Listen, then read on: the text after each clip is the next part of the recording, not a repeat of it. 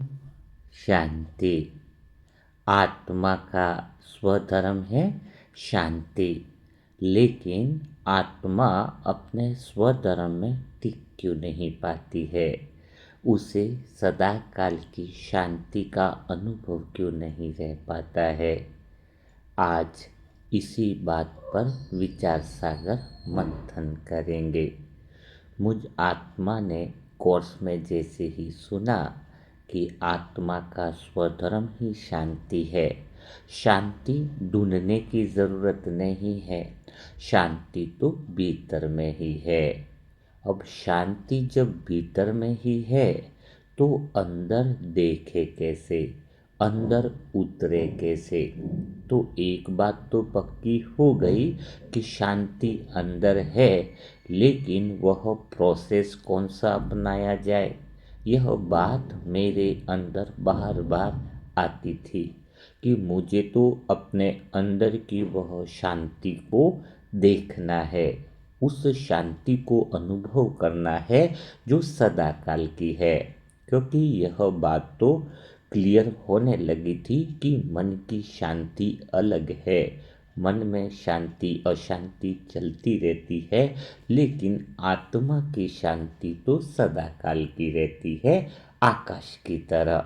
जैसे बादल आते हैं जाते हैं, लेकिन आकाश को कुछ फर्क नहीं पड़ता है, वैसे ही आत्मा की शांति को भी कुछ फर्क नहीं पड़ता है, आत्मा डिस्टर्ब नहीं होती है। मन की शांति आत्मा की शांति को डिस्टर्ब नहीं कर सकती है, लेकिन मन के अनुभवों में जब हम संबंध बनाते हैं तो फिर वह उस शांति को, यानी कुछ समय के लिए आकाश मानो ढक सा जाता है। ज़्यादा बादल है इसका अर्थ यह तो नहीं कि आकाश है ही नहीं, और बादल भला कितने भी हो आकाश को भला कैसे टच कर पाएंगे? लेकिन यह बात तो मुझे समझ में आई थी, लेकिन प्रैक्टिकल में उतरी नहीं थी। तो बातों की समझ और गहराई तो आ गई, लेकिन अब बात आ रही थी कि मुझे तो सदा काल की शांति चाहिए। दिन भर में अगर मेरे शांति का ग्राफ देखूं तो बहुत ऊपर नीचे था। कोर्स भी कर लिया था, 1 डेढ़ महीना 2 महीना ज्ञान में भी अच्छे से हो गया था, पर फिर वहाँ पे जो भाई बहन थे उनको पूछा, दीदी को पूछा, दीदी कोर्स में भी बताया था आत्मा का स्वधर्म शांति है, लेकिन अंदर की वो जो शांति कह रहे हो स्थायी वाली शांति है, वो शांति कहीं मिल नहीं रही है मुझे। वो शांति मुझे ढूंढनी है, और वो शांति को मैं कैसे ढूंढूं, कैसे पाऊं, क्या करूं, कुछ समझ में नहीं आ रहा है। दीदी ने बताया कि प्रैक्टिस करो। मैं कहा प्रैक्टिस की शुरुआत कहाँ से करो? बोले मैं आत्मा हूँ, मैं आत्मा हूँ। मैंने कहा मैं आत्मा हूँ भी बहुत कुछ कर लिया दीदी, लेकिन वह गहरी शांति तो मुझे मिल नहीं रही है जो बाबा कहते हैं कि सच्ची शांति तो आत्मा का स्वधर्म ही है। तो दीदी ने बताया कि देह और देह के संबंधों को जब तक नहीं भूला जाएगा तब तक आत्मा की शांति संभव नहीं है।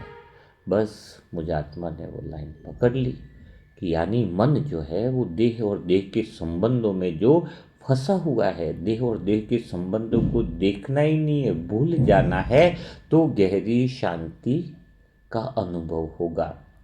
लेकिन पूरे दिन में देह और देह के संबंध तो सामने ही रह रहे हैं, ऐसे घूम रहे कि 1 मिनट भी हटने का नाम ही नहीं है।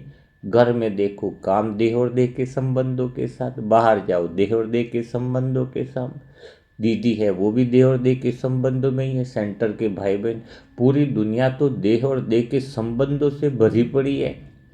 मैं बोलता दीदी क्या करे, आंखों पे पट्टी बांध ले, क्या करे कि जो देह के संबंध को भूलो देखो नहीं। हाँ, ऐसे कैसे संभव होता होगा? ये बातें अंदर के अंदर चलती रहती थी, और बार बार सबसे पूछता था कि देह के संबंध को भूलो तो ही असली शांति मिलेगी, इसके बिना तो असली शांति का अनुभव होगा नहीं। और देह के संबंधों का भूलना तो मेरे लिए तो नामुमकिन सा हो गया था। समझ में नहीं आ रहा था कि कौन सी विधि अपनाऊं, कौन सी टेक्निक अपनाऊं। बहुत सारी बुक्स थी, पढ़ता रहता था। फिर दीदी भी परेशान हो गई। दीदी ने बताया कि तुम्हारे लिए गुड न्यूज़ है, सेंटर में मुरली में बताया। बोले, मैंने कहा कौन सी गुड न्यूज़ है? आप बाबा के छोटे बच्चे हो, लाडले बच्चे हो, लेकिन रामलोचन भाई आने वाले हैं और वो स्पेशल जो है वो मेडिटेशन कराएंगे, योग कराएंगे, देह और देह के संबंधों को भूलने का, अशरीरीपन बनने का, प्रैक्टिकली जो है वो वाइब्रेशन और वो अनुभव कराएंगे, वो विधि सिखाएंगे। मैं आत्मा प्रसन्न हो गई कि कई सारे भाई बहनों के अनुभव और वो सारी चीज़ें तो सीखी थी, लेकिन अंदर से जब भी पूछते थे दीदी वगैरह कि हुआ कुछ, मैंने कहा कहाँ कुछ हुआ, कुछ भी नहीं है। एक बार तो बहुत बड़ी प्रैक्टिस कराए, मैंने कहा कि आपको भी कुछ हो रहा है? मैंने कहा नहीं दीदी, दे दे के संबंध तो याद आ रहे हैं, वो जो शांति अगर आ गई है तो फिर परमानेंट आनी चाहिए। सेंटर की शांति भी ओरिजिनल शांति नहीं है, क्योंकि आप जब सेंटर के वायुमंडल में रहते हो तब आप शांत हो, घर पे पहुंचने पर अशांति आ जाती है, तो उसको ओरिजिनल शांति नहीं कहते, उसको सेंटर की शांति कहेंगे, जो किसी के वातावरण से मिलती है। कोई अनजाना भाई आएगा तो भी उसको सेंटर में शांति मिल जाती है, तो वो तो वातावरण की शांति हो गई ना, आपकी ओरिजिनल शांति कहाँ से हुई, है ना। और मुझे भी वहाँ तक पहुँचना था जहाँ पर आत्मा की ओरिजिनल शांति है। और ये बात बहुत गहरी है कि जो आत्मा की ओरिजिनल शांति को अनुभव कर लेता है, फिर उसे बाहर की शांति अशांति जो है वह क्या नहीं कर सकती है, प्रभावित नहीं कर सकती है। माँ का एक्साइटमेंट बहुत बड़ा हुआ था, क्योंकि अब तो स्वयं रामलोचन भाई जी आए हुए थे, तो बहुत अच्छा लग रहा था कि अब तो मुझे वो अशरीरीपन की विधि मिल जाएगी, मुझे वो गहरी शांति का जो अनुभव है वो बहुत प्यार से सीखने को मिल जाएगा। और जब इतना एक्साइटमेंट हो और क्लास का समय 5 बजे हो और 7 बजे तक चलने वाली हो, तो दिल में ख्याल आया था कि सबसे पहले पहुंच जाऊं, आगे की कुर्सी में ले लूं, क्योंकि मुझे तो कुर्सी पर ही बैठना था, क्योंकि नीचे अभी शुरुआत में 5-6 महीना हुआ था मेरा, तो एकदम से क्या था कि वो ऐसा नीचे बैठने का मुझे प्रैक्टिस नहीं था, इतना 1.5 घंटे तक योग में नहीं बैठ पाता था, बहुत मुश्किल होती थी, इसलिए मैं कुर्सी को ही सेलेक्ट करता था। और जब मैं कुर्सी पर आगे फ्रंट में ही मैं बैठ गया तो धीरे धीरे पूरा क्लासरूम भरने लग गया, 5 बजने लगी। तो आ गई दीदी वहाँ पर और उन्होंने मुझे बोला कि भाई आप जो है वो नीचे बैठ जाओ, यहाँ पर तो भाई लोग और बुज़ुर्ग लोग बैठेंगे, आप तो अभी जवान हो। मैंने बोला जवान तो हैं, पर 1-1.5 2 घंटा योग में बैठना कितनी मुश्किल बात है, अब कैसे बताऊँ मैं उनको।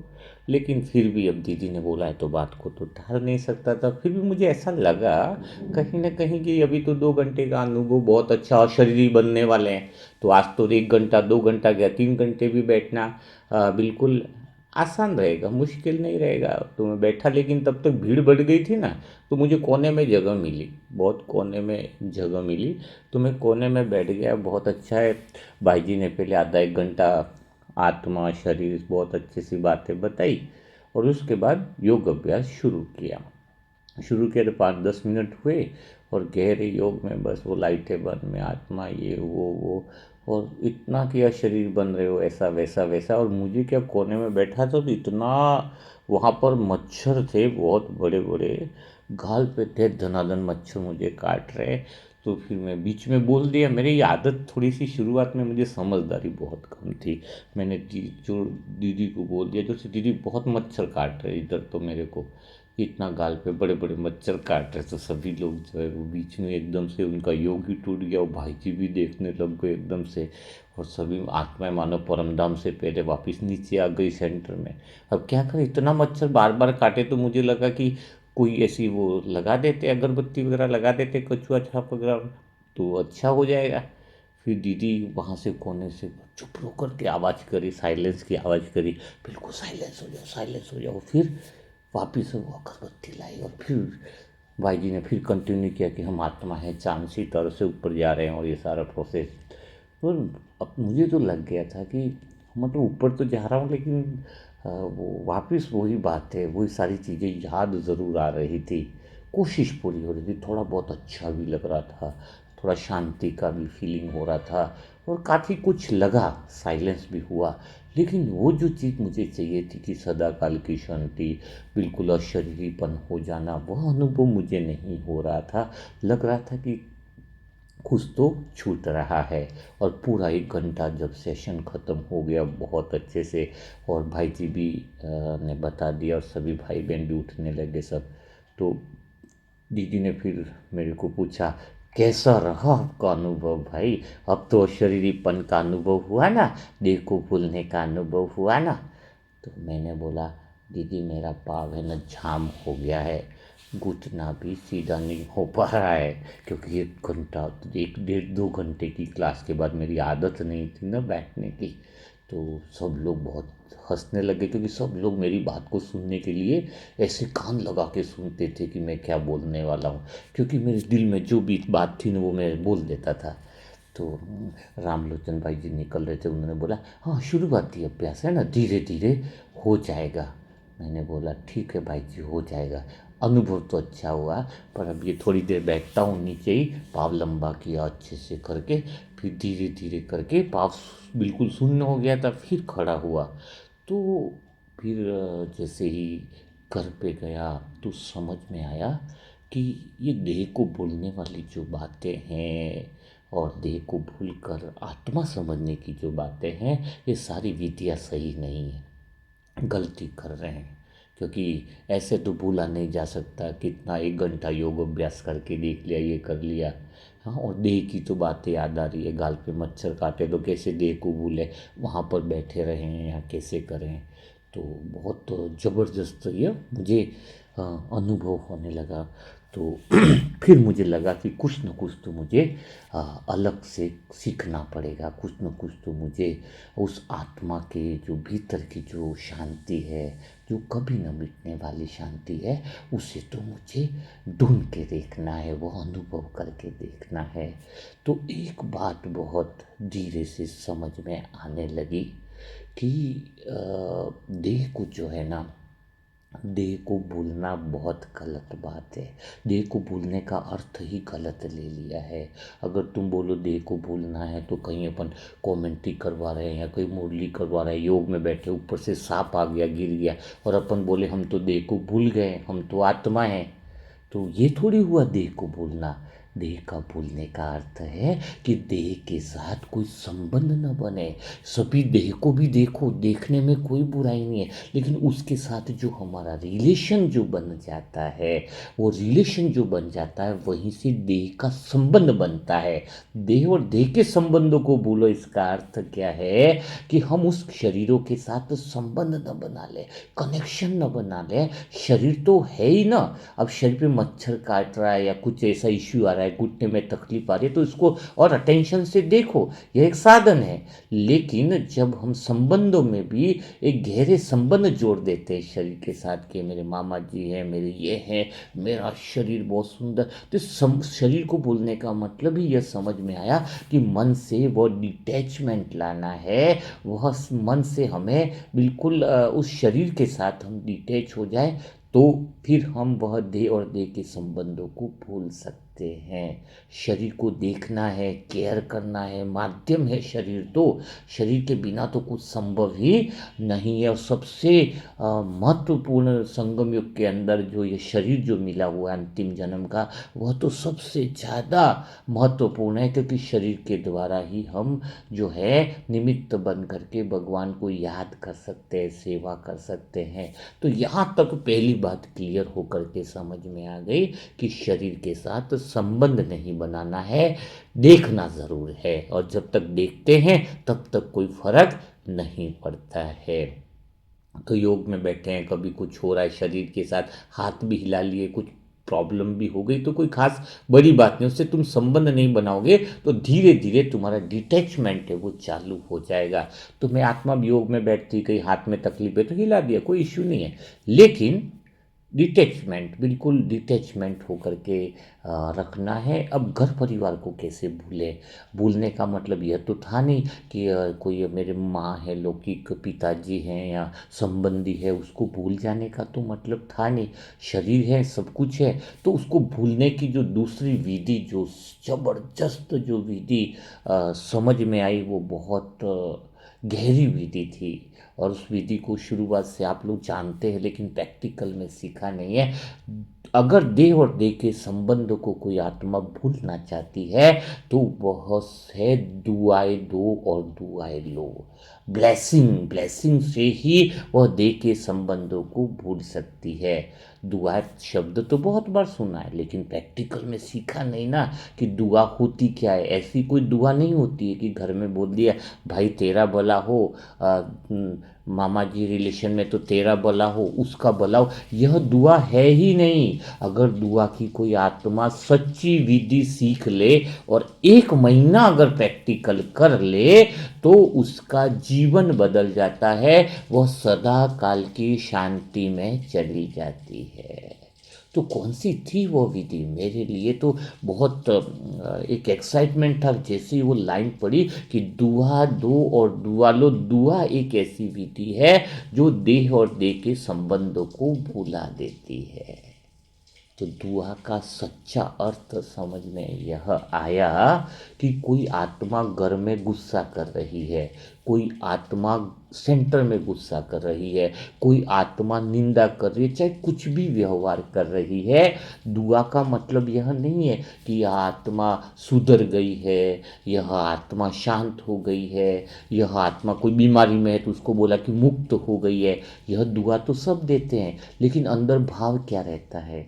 अंदर भाव क्या रहता है? जैसे घर में कोई जेठानी और देवरानी को वो बार बार झगड़ालू प्रवृत्ति, और वो उसको क्या ब्लेसिंग कर रही है कि यह तो शांत हो रही है, उसका स्वभाव मधुर हो रहा है, लेकिन अंदर से क्या चल रहा है ये सुधरनी मुश्किल है।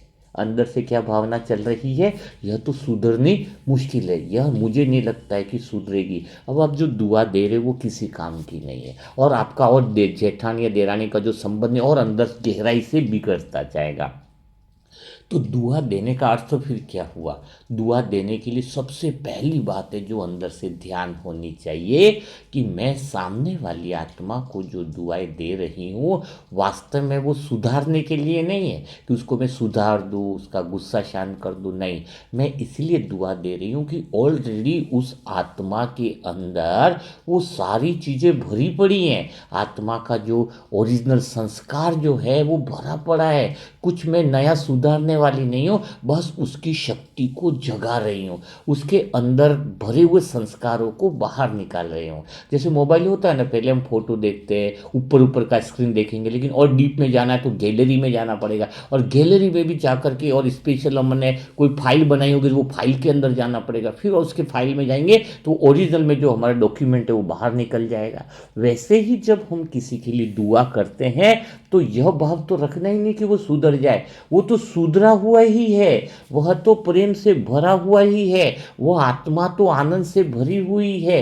बाबा भी तो हमें स्मृति दिलाते हैं बार बार, वो गैलरी की फाइलों में से अंदर की फाइल तक हमें ले करके जाते हैं। तो हम जब आत्माएं दुआ दें तो एक ही भावना रखें कि ऑलरेडी यह तो सुधरी हुई है, बस उसके अंदर की वह शक्तियाँ, वह संस्कार, वह जो बातें हैं वह बाहर आने की ज़रूरत है। वह संस्कार, वह बातें बाहर लाने की ज़रूरत है। जब हम ऐसा सच्चे दिल से, वो विश्वास से, उस अनुभूति से अगर हम किसी को दुआएं देते हैं तो समझ लेना वह दुआएं बहुत बड़ी काम करती हैं। और हम स्वयं के लिए भी इसी तरीके से दुआ कर सकते हैं, क्योंकि लिखने से कुछ नहीं हो रहा है। लिखने से एक बार सेंटर में एक भाईजी थे तो बहुत बड़ा डेली 1-1 घंटे का लिखवाने के पीछे, मैं मास्टर सर्वशक्तिवान हूँ, लिखो लिखो लिखो, 100 बार 200 बार कागज़ भर गए। और भाई मैंने भी लिखना चालू किया, मैं मास्टर सर्वशक्तिमान हूँ वहीं पर। और फिर बाहर जैसे ही वो भाई जी खुद बाहर निकले तो उनकी चप्पल ही कोई पहन के चला गया। ऐसा उनका स्वभाव बदल गया, उनका चेहरा बदल गया कि नहीं चप्पल कौन ले गया, नई चप्पल होगी कोई ले के गया। वो भाई जो अनुभवी सुनाने वाला थे। अब हमने कहा 1 घंटे तक तो उन्होंने अभ्यास किया, मैं मास्टर सर्वशक्तिवान हूँ, अब तो चप्पल सर्वशक्तिवान होगी। मैंने दीदी को सबको बोला भाई चप्पल सर्वशक्तिवान है, कल से ऐसा लिखेंगे, मैं मास्टर सर्वशक्तिवान की जगह चप्पल सर्वशक्तिवान ऐसे लिखेंगे। तो क्या होता है ऐसे समय में कि एक्चुअल में लिखने से, सुनने से, पढ़ने से ज़्यादा तब फायदा होगा, लिखना भी तब काम आएगा, पढ़ना भी तब काम आएगा जब हमारे अंदर की स्मृति पक्की हो जाएगी। कौन सी स्मृति पक्की हो जाएगी? जब गैलरी के अंदर हम डीप में जा करके हम देखेंगे कि हमने कई जन्मों में वो शक्ति हमारे अंदर है, वो पावर हमारे अंदर है। अभी एक बहन थी, उसको बहन का क्या, मेरा ही बताता हूँ आपको, मुझे बहुत डर लगता था स्टेज पे बोलने का। कभी वो स्कूल में भी प्रार्थना कराते थे तो हाथ पांव कांपने लग जाते थे। तो जब मुझे बोलने के लिए बोला गया, स्पीच देने के लिए बोला गया, तो बस वो बात मेरे अंदर दिल में थी कि मैं मास्टर सर्वशक्तिवान हूँ। इसका अर्थ क्या है? इसका अर्थ है कि मुझ आत्मा के अंदर वो शक्तियाँ भरी पड़ी हैं कई जन्मों से, उन शक्तियों को स्मृति करके बाहर निकालना। तो अब मुझ आत्मा ने कौन सी तैयारी करी? पहले से मुझ आत्मा ने यह तैयारी करी कि मुझ आत्मा ने द्वापर युग में बहुत आत्माओं को कथा सुनाई है, बहुत आत्मा को जो सत्यनारायण की, लक्ष्मी नारायण की ने ग्रंथों की बहुत कथाएं सुनाई है। हजारों लोगों को भीड़ लगती थी। यह बात है, मैंने रात भर बहुत अच्छे से स्मृति करी और एक ऐसी पावर आई मेरे अंदर जहाँ पे मैं 10 लोगों के सामने हाथ पर मेरे लड़खड़ाते जाते थे। और मैंने उस समय स्टेज पे लगभग 500 हजार आत्माओं को 10 मिनट 15 मिनट का स्पीच दिया। तो ऐसे कॉन्फिडेंस के साथ दिया। तो वो कॉन्फिडेंस आया कहाँ से? वो कॉन्फिडेंस आता है हमारा तब जब हम दिल से उस स्मृति को याद करते हैं, उस चीज को हम याद करते हैं कि हमारे अंदर वो शक्तियां हैं, हमारे अंदर वो पावर है, हमारे अंदर वो सारी वो चीजें हैं जिससे हम आत्माएं वो सारी चीजें क्या है कर सकती है। तो यह बात बहुत ज़्यादा ज़रूरी है कि हमें इस बात को देखने की ज़रूरत है। किसी भी चीज़ में हमें हार मानने की ज़रूरत नहीं है। हमें बार बार हमें यह एहसास करने की ज़रूरत है कि हम आत्माओं ने ऐसा काम जो है वह पहले भी क्या है कर चुके हैं। आत्मा के अंदर अनुभव स्टोर नाम की एक गुप्त अलमारी है। कौन सी अलमारी है? एक गुप्त अलमारी है। वहां पर क्या है कि वहां अलमारी ऐसी है, वहां पर देवा नहीं आ सकता है ना। वो आत्मा जो है वो जीवन में अगर उस अनुभवों को याद कर ले तो समझ लेना कि उसके जीवन में बहुत बड़ा परिवर्तन आने लगता है। क्योंकि जब हम तुरंत यह अपने आप से बोले कि यह तो मेरा 84वां रोल है, यानी अंतिम जन्म का रोल है, पहला रोल नहीं है ना, पहला रोल नहीं है। मैंने तो अनेक जन्मों की मैं आत्मा तो अनुभवी आत्मा हूँ। तो मास्टर सर्वशक्तिवान पावर कहाँ से आती? अब समझ में आया। खाली पढ़ाई से नहीं आती, लिखाई से नहीं आती, मैं शक्तिशाली हूँ ऐसा 100 बार बोलने से भी नहीं आती। सच्ची शक्ति आती है अनुभव की स्मृति से। जैसे ही आत्मा यह याद करती है, जैसे मदद ही किसी को करनी, अगर यह भी कोई याद कर ले कि मैंने द्वापर में इतने लोगों की मदद की थी, मैंने रणभूमि में भी निर्भयता दिखाई थी, मैंने जीवन में इतना संभाला था, तो उसी पल अपने अंदर वह साइलेंट की पावर उठती है और वही तो मास्टर सर्वशक्तिवान की स्थिति है। तो यहाँ पर यह बात, जो आत्मा जितनी प्रैक्टिस करेगी उतनी ही जो है, बाबा क्यों बार बार कहते हैं कि 84 जन्म का स्वदर्शन चक्र घुमाओ, स्वदर्शन चक्र घुमाओ। तो यही स्वदर्शन चक्र घुमाने की सही विधि है ठीक है, तो यहाँ तक मुझे बहुत अच्छा परिवर्तन होने लगा। एक तो मेरा दुआएं देने का, जिसमें आपको बताया कि उस आत्मा को ओरिजिनल रूप में देखना है कि वो आत्मा ऑलरेडी सफल है, बस उसके अंदर से वह चीज़ें बाहर निकले। अच्छा, गलती यहाँ पर लोग उल्टा करते हैं, बाबा के बच्चे भी है, क्योंकि हमारा उद्देश्य क्या है, दुआ देना या किसी में परिवर्तन लाने का विधि क्या हुआ कि उसकी आत्मा की ओरिजिनल शक्ति को जगाना है ना। दुआ में भी हम यही तो करते हैं, बीमारियां कैसे ठीक करते हैं, हमारी दुआ सिर्फ उसकी स्मृति दिलाती है, उसके अंदर की शक्तियां ही काम करती है। बीमारी को, किसी के शरीर की बीमारी हमारी दुआ से ठीक हो रही है, इसका अर्थ क्या है कि हम उसको वो पावर जगा रहे हैं, उसके अंदर वो स्विच ऑन कर रहे हैं ना, मेमोरी का, वो स्मृति का, वो अनुभव का, वो उस आत्मा के अंदर जो गुप्त अलमारी जो भंडारा है शक्तियों का, उसको हम जगा रहे हैं।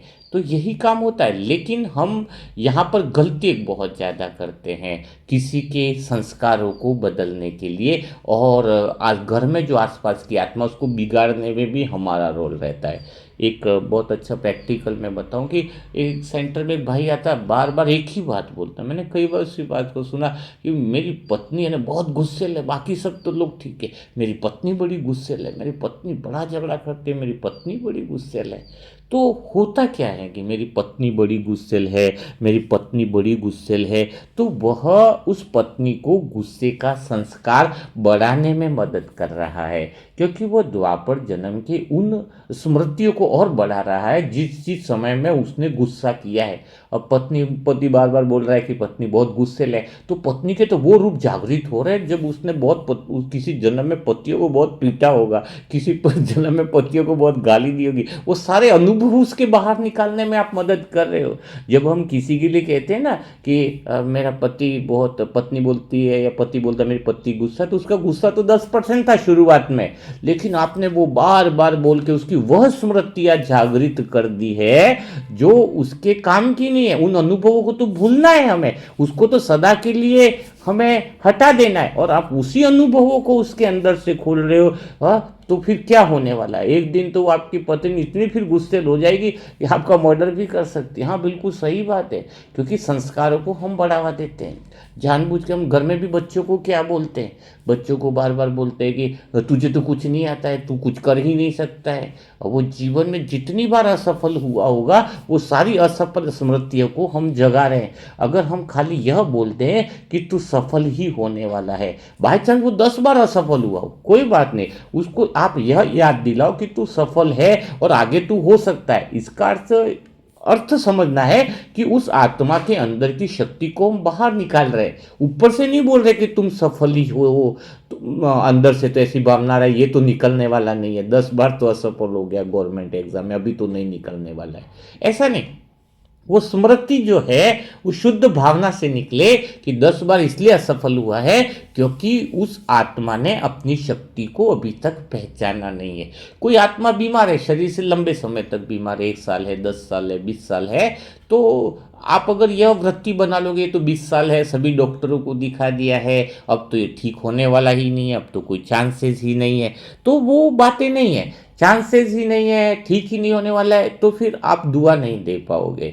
आपको ये भरोसा, ये विश्वास होना चाहिए कि वो अभी तक इसलिए ठीक नहीं हुआ, उसको सही डॉक्टर नहीं मिला, सही तरीके से सही काम नहीं हुआ, और सबसे बड़ी बात है मनसा सेवा ग्रुप की ऐसी प्यारी आत्मा नहीं मिली जो उसके अंदर विश्वास रख कर के ये दुआ करे या ब्लेसिंग करे कि यह तो ठीक होने वाला है ना। ठीक कैसे होगा, उसकी आत्मा की शक्ति से बाहर निकल जाएगी, बस वो उम्मीद और विश्वास की वाणी। बाबा क्या सिखाता है हमें मुरली में कि वह जो आशाओं का जो दीपक है हमारे अंदर, वह आशाओं का दीपक कभी बुझे नहीं, भीतर का आशाओं का दीपक जलता रहे। तो वो भीतर में जो आशाओं का दीपक है, जो उम्मीद का दीपक है, वो उम्मीद का दीपक यही है कि उसके तरसे जन्मों में वह जो अनुभव उसके पास अच्छे हैं ऑलरेडी पड़े हुए हैं, वो अनुभवों का दीपक आज नहीं तो कल हमारे आसपास की कई सारी आत्माओं में जल जाएगा। वह उम्मीद का दीपक ही तो जलने की बात है। तो यह बातें बहुत गहरी है, इस बातों को समझने की बहुत ज़्यादा ज़रूरत है।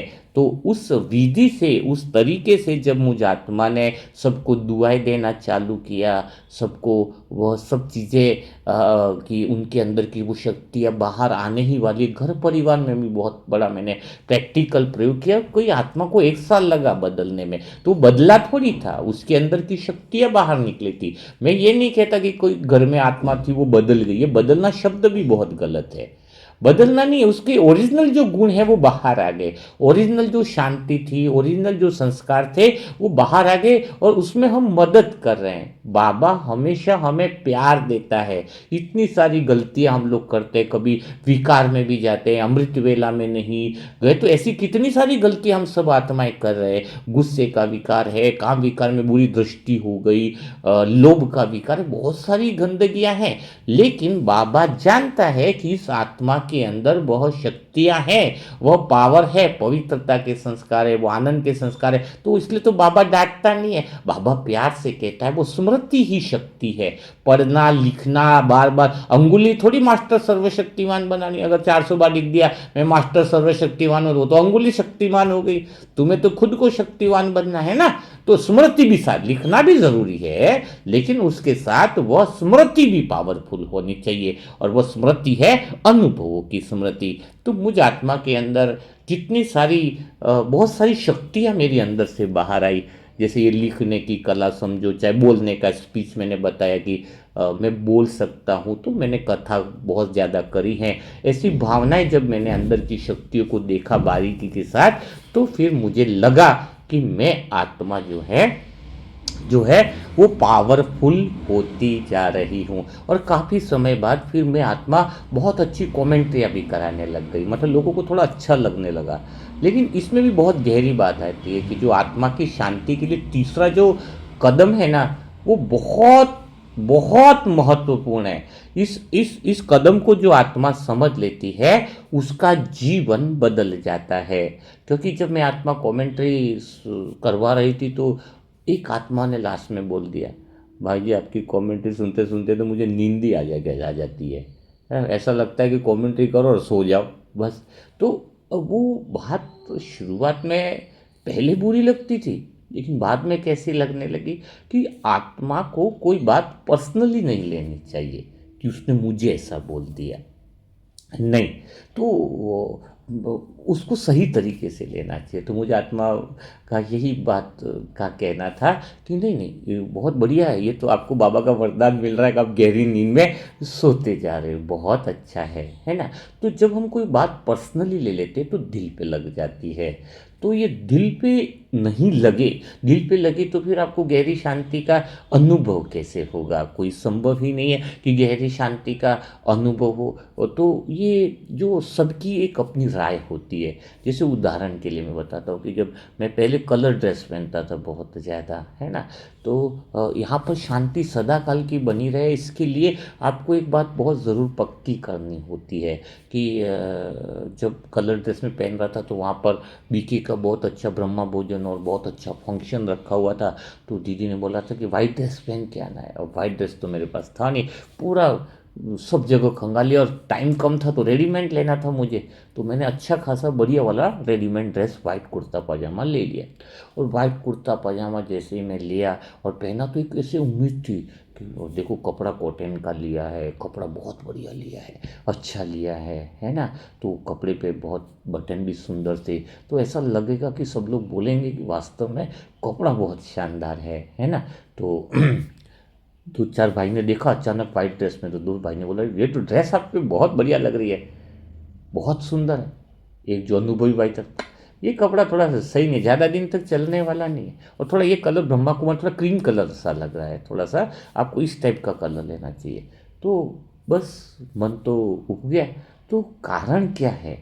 4-5 लोगों ने अच्छा कहा, 2-3 लोगों ने ड्रेस के बारे में ऑकवर्ड कहा। तो इसका अर्थ क्या है? आपके साथ भी कई बार होता होगा, आपने कई बार साड़ी पहनी, अच्छी सी पार्टी में गए, और लोग चाहते हैं कि शादी में गए अब सब साड़ी की तारीफ करेंगे, कुछ लोग बोलेंगे क्या साड़ी अच्छी लग रही है, तो आपका मन तो 7वें आसमान पर पहुंच गया। और किसी ने कह अरे ये कौन सी तुमने घटिया साड़ी ले ली, ये साड़ी तो तुम पे बिल्कुल बेकार लगती है। अब क्या हो गया?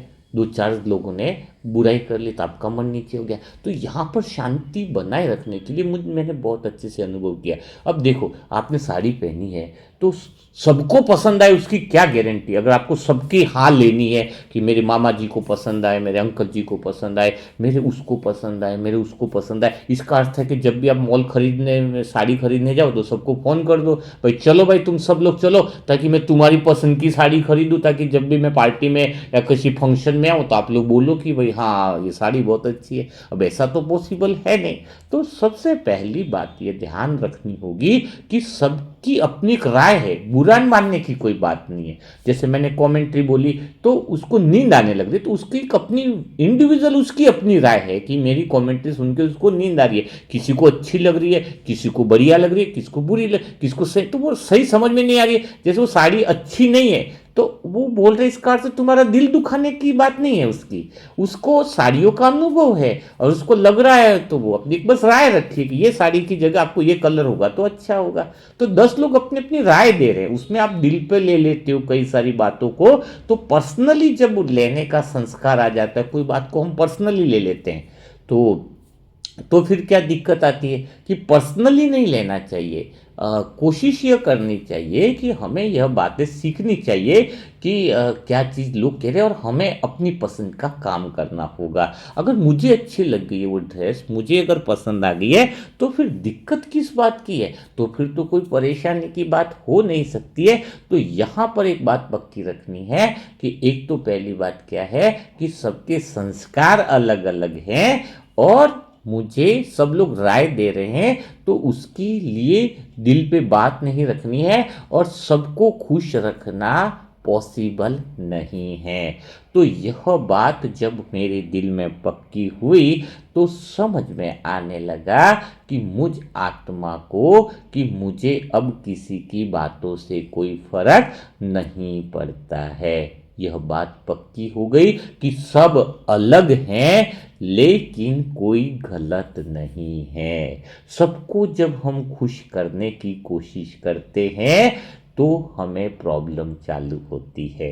सबको बदलने की नहीं। रास्ते पे आप स्कूटर लेकर के जा रहे, बहुत सारे खड्डे होते हैं, तो क्या हम वो खड्डों को अलग अलग भरते थोड़ी है, साइड से निकल जाते हैं। तो वह आत्माएं अपने संस्कार लेकर के आई है, अपनी राय लेकर के आई है, अपनी बातें लेकर के आई है, उनके अंदर वो पार्ट भरा हुआ है, तो हमें उससे टकराना नहीं है। बस वो कहते हैं ना कि साइड से निकल जाना है। हम आत्माओं को किसी को गलत समझेंगे तो फिर शांति हमारी भंग होती है, क्योंकि आत्मा की ओरिजिनल शांति कब है, शांति में तो हम ऑलरेडी है ही। हमें शांति में रहने के लिए यह बात समझनी चाहिए कि अशांत करने वाली बातों से मुझे दूर रहना है।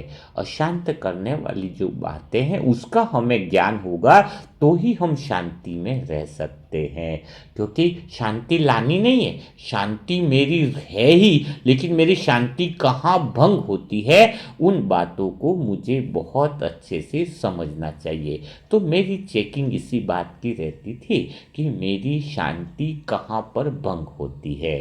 तो शांति तभी मेरी भंग होती थी जब मैं आत्मा दूसरों को गलत समझना चालू कर देती थी। तो ऐसे ही वो बाइक का भी अनुभव मैं कई बार बताया भी होगा कि जब मैं बाइक लेके सेंटर की तरफ जाता था तो रेड क्रॉस आता था बीच के अंदर, तो अब रेड क्रॉस पे मैं आत्मा तो खड़ी हो जाती थी नियम के अनुसार, और एक भाई हमेशा कॉलेज का स्टूडेंट था, वो बाइक लेके आता, रेड लाइट लगी हुई है तो भी वह इतना स्पीड से चला जाता, इतना स्पीड से चला जाता, लाइट का नहीं पता उसको, नियम का नहीं पता, तो वो बस, और हेलमेट भी नहीं लगाता।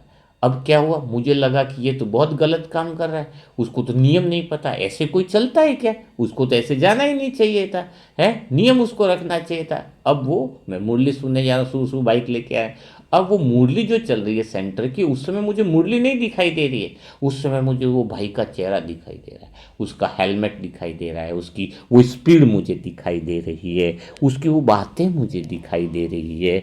तो इसका अर्थ क्या हुआ, इसका अर्थ यह हुआ कि जब मैं आत्मा किसी को गलत समझ लेती है तो वो बातें मन में चिपक जाती है और वो बातें प्रॉब्लम हो जाती है। तो उसके लिए एक बात मुझे बहुत अच्छी लगी, वो लाइन मैंने सदा के लिए फिक्स कर दी कि मैं मैं अपनी जगह सही हूँ और वो अपनी जगह सही है। दुनिया में सब अलग है, कोई गलत नहीं है। I am okay, you are okay and that is okay. अब मुझे संसार में किसी भी, हर एक आत्मा रोल कर रही है, उससे मुझे कोई फर्क नहीं। वो इसको बाइक बहुत स्पीड से जाए, 100 की स्पीड की जगह 500 की स्पीड से जाए, ट्रक के नीचे से जाए, ट्रक के ऊपर से जाए, कोई सेंटर में टांगे ऊंची करके बैठे, कोई टांगे इधर करके बैठे, मुझे किसी से कोई फर्क नहीं। मैं आत्मा अपनी जगह से हूँ, उसको आराम मिल रहा है तो वो ऐसे बैठेगा, मैं आत्मा अपने जगह पर बैठी हुई हूँ। और जब हम ऐसा करते हैं तभी हम योग अच्छे से लगा पाते हैं। योग वही आत्मा नहीं लगा पाती है जो बदलना चाहती है। बदलने का अर्थ क्या है कि जैसे हाँ, आप बैठे हो, योग में बैठे हो, तुरंत आपने योग करना चालू किया, अभी पता चला कुत्ते की भौंकने की आवाज़ आ रही है, और आपका योग में ये तो कुत्ता बहुत भौंक रहा है, कुत्ता बहुत भौंक रहा है, एक तो योग में नहीं कर पा रहा, अब क्या होगा।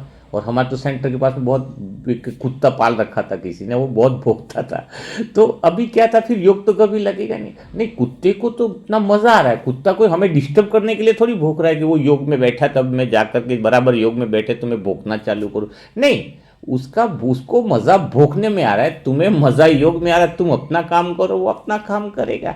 जब हम बदलने की कोशिश करते, कोई मोबाइल सेंटर में बज जाता था तो मुझ आत्मा का योग पहले शुरुआत में बहुत नीचे कि मोबाइल ही योग में बजा लेती है, इसको मोबाइल तो बीच में साइलेंट नहीं, वो मोबाइल बजे तो रिंग टोन है, किसी को बदल नहीं, सब स्वीकार अगर हमने कर लिया कि जो हो रहा है ड्रामा के अंदर, जो सीन चल रहा है वह बिल्कुल एक्यूरेट चल रहा है, जिसमें कोई परिवर्तन नहीं है, सब रोल कर रहे हैं और सब ओरिजिनल में आत्माएं, सब बढ़िया ही है। ओरिजिनल में तो सब आत्माएं प्रेम स्वरूप ही है, शक्ति स्वरूप ही है, वो तो भरी, अब तो रोल कर रही है तो रोल तो करेंगे इसे ना। अभी अभिनय में जिसको भी जो डायलॉग है, सब आत्मा एक ही तरह से अगर रोल करेंगे तो पिक्चर हिट होगी क्या। सभी आत्माएं, पूरे संसार की आत्मा एक ही जगह, कोई बोले नहीं, सब साइलेंस में बैठे रहे तो कोई देखना पसंद करेगा क्या, कोई पसंद नहीं करेगा। तो ये तो रोल है, एक नाटक है जिसमें हीरो है, विलियन है, कुत्ता भौंकना है, सब बातें हैं। तो अब जब योग में बैठो, चाहे पंखा चालू है नहीं, कोई कुर्सी की आवाज़ कर रहा है, तो ये बदलने की जब प्रक्रिया करोगे कि इसको कुर्सी की आवाज़ नहीं तो आप सेंटर में भी कभी योग का वो मज़ा नहीं ले पाएंगे। तो अब मैं आत्मा जाती हूँ, पंखा चालू है, बंद है, कुर्सी लगी है, नहीं लगी है, सेंटर में बराबर योग कर रहा हूँ, कोई दो जन बातें करने लगे, कोई फर्क नहीं पड़ने लगा उस समय। बस मैं अपने मस्ती में था, मैं अपनी गहरी शांति में था, और वो आत्माएं जो भी कर रही थी उसमें एक ही भाव था कि कोई गलत नहीं है, सब अलग है, और जो कुछ चल रहा है वह एक्यूरेट है। तभी हम गहरी शांति का अनुभव कर सकते हैं। वह शांति जो आत्मा की ओरिजिनल शांति है, वह शांति जो कभी भी भंग नहीं हो सकती है, वह शांति जो कभी भी डिस्टर्ब नहीं हो सकती है। तो बस हमें तो उस तरीके से ही रहना है, आकाश की तरह रहना है। मन जो है वो आकाश के नीचे जैसे पंछी आते हैं ना, वैसा ही मन है, कोई विचारों की तरफ इतना टेंशन नहीं, पंछी आते जाते वैसे विचार भी आते जाते, कोई पंछी रुकता थोड़ी आकाश में, ये पंछी यहाँ पे रुक गया, नहीं, वो आगे बढ़ता है।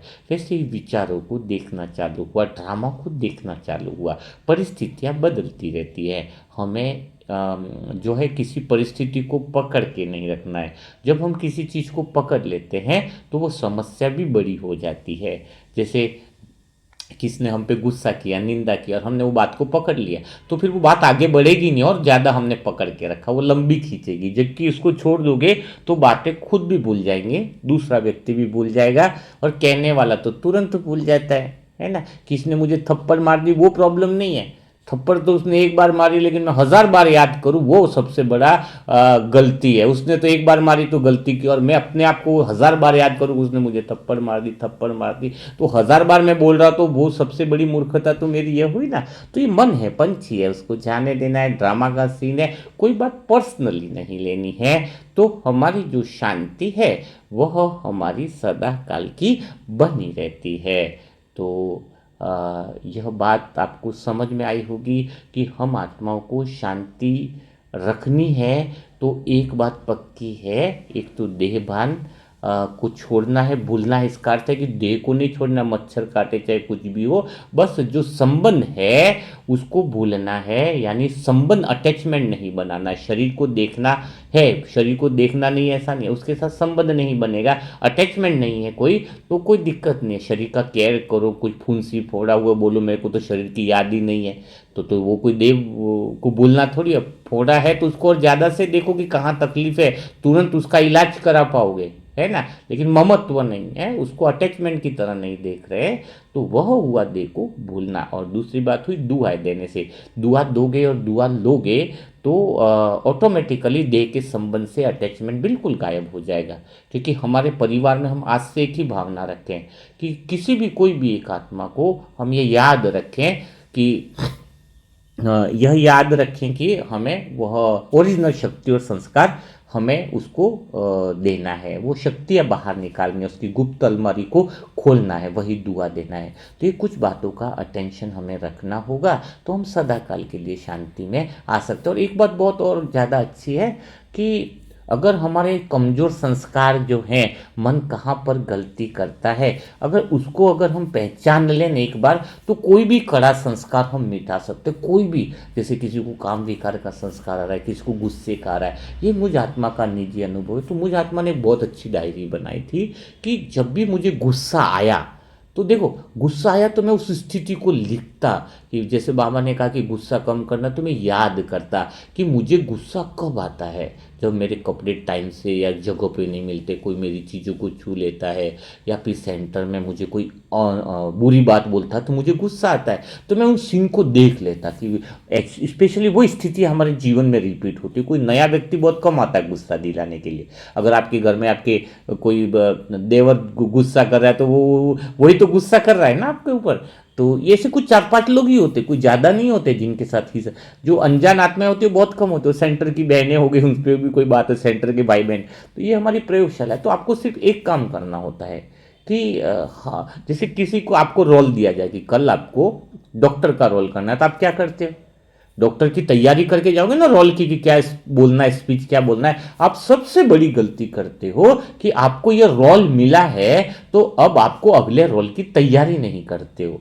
जैसे अभी मुझे कोई पहले शुरुआत में दीदी बहुत ऐसी बातें बोल देती थी जो पिंच कर जाती थी, तो मैंने क्या किया कि मैंने वो रोल को तैयार कर लिया अपने आप को। कोई एक भाई था जो भी ऐसे शब्द बोलता था, तो मैंने क्या तैयार किया कि मुझे लास्ट टाइम गुस्सा कब आया था, वो सीन में इमर्ज करता कि लास्ट टाइम दीदी ने ऐसा बोला तो मेरा मन बहुत डिस्टर्ब हुआ।